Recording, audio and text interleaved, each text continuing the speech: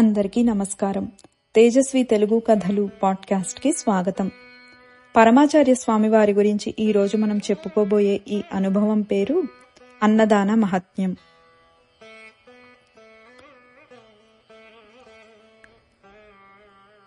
ఒకసారి పరమాచార్య స్వామివారు చెప్పిన కథ ఇది.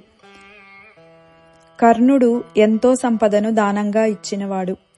వజ్రాలు, వైఢూర్యాలు, బంగారం, డబ్బు, పాత్రలు ఇలా ఏదడిగితే అది అడిగిన వారికి లేదనకుండా ఇచ్చాడు. కురుక్షేత్ర యుద్ధంలో ప్రాణాలు వదిలిన తరువాత స్వర్గానికి చేరుకున్నాడు. తనకు చాలా ఆకలిగా ఉంది. చుట్టూ ఉన్న పాత్రల్లో వజ్రాలు, వైఢూర్యాలు మరియు బంగారం ఉన్నాయి. కానీ ఒక్క పిడికెడు వండిన అన్నం కానీ గుక్కెడు నీరు కానీ లేదు. ఎందుకిలా అని అక్కడున్న వారిని అడిగాడు. నువ్వు దానశూరుడివి, అందులో సందేహం లేదు. ఎంతో బంగారం, వెండి దానం చేశావు. కాని నువ్వు ఎప్పుడూ అన్నదానం చేయలేదు. అక్కడ నువ్వు ఇచ్చినదే ఇక్కడ నీకు దొరుకుతుంది అని చెప్పారు. కర్ణుడు దాన్ని అవమానంగా భావించాడు.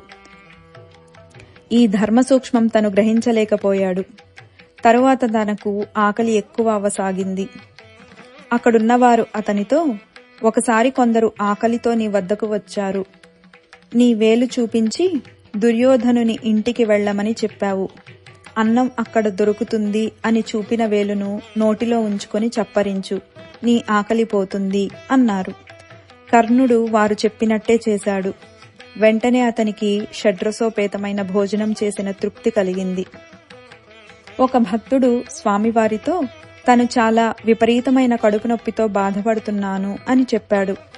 ప్రతిరోజు వైశ్వదేవం చేసి ఆ అన్నాన్ని ఒక అతిథికి సమర్పించిన తరువాత తను తినాల్సిందిగా ఆజ్ఞాపించారు స్వామివారు.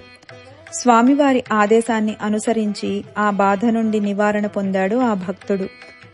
నీకు కుదిరితే ఏదైనా క్షేత్రంలో ఒక 100 మందికో లేదా 1000 మందికో అన్నదానం చెయ్యి అని ఆ భక్తునికి చెప్పారు స్వామివారు. ఆ భక్తుడు గురువాయూర్ వెళ్లి అక్కడి గురువాయూరప్పన్ దేవాలయంలో అన్నదానం చేశాడు. తిరువళ్ళువర్ చెబుతారు, అనారోగ్యాన్ని నిర్ధారించి మూల కారణాన్ని కనుక్కోవాలి. దానికి తగిన పరిహారం తెలుసుకొని నైపుణ్యంతో అమలుపరచాలి. అన్నిటికీ మూల కారణం పాపం. మన పరమాచార్య స్వామివారు మూలాన్ని కనుగొని పూర్తిగా దాన్ని నిర్మూలించే పరిహార చికిత్సా శిరోమణి. ఈ అనుభవం మహాపెరియవళ్ దర్శన అనుభవంగళ్ అనే గ్రంథం నుంచి స్వీకరించబడినది. అపార కరుణా సింధుం జ్ఞానదం శాంతరూపిణం శ్రీ చంద్రశేఖర గురుం ప్రణమామి ముదాన్వహం. స్వస్తి.